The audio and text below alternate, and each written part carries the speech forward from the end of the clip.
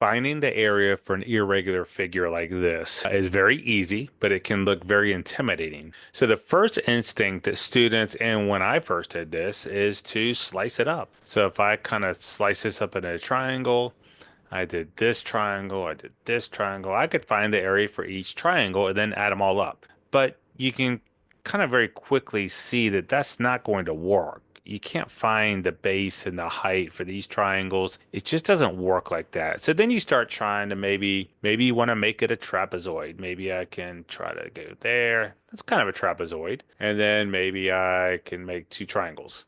You run into the same problem. No matter how you slice or dice this, you're not going to be able to find the exact area for these figures. So it turns out all you got to do is do the area for the entire rectangle and then subtract out the triangles.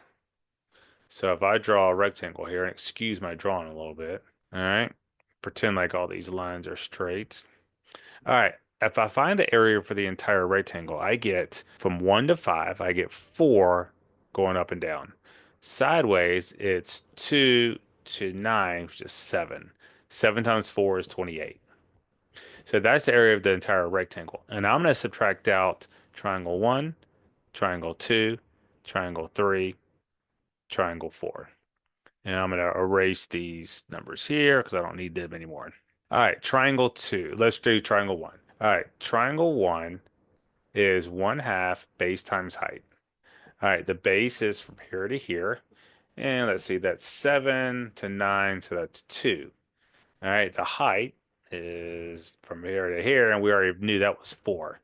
So 2 and 4 go up here. Half of 2 is 1. 1 times 4, so that's 4 for triangle 1. Triangle 2 is 1/2 base times height. The base is from here to here, and that's 2 to 4, which is 2. From here to here, it's 3 to 5, which is 2. All right, so 2 and 2.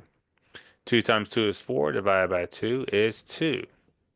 All right, so we got triangle 1 is 4, triangle 2 is 2. All right, triangle 3, 1/2, base times height. So the base is 1, the height is 2.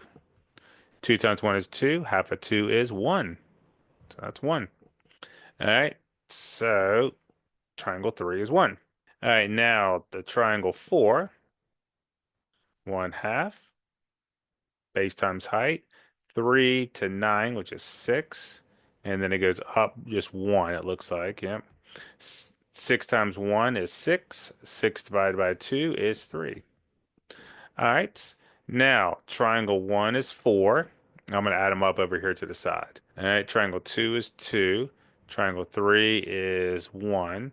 And triangle 4 is 3. And I'm going to add them up. 3, 4, 5, 6, 10. All right, then I'm going to take the 10, subtract it from the 28, or 28 minus 10, and that gives me 18 as the area for this entire brown figure. And there it goes.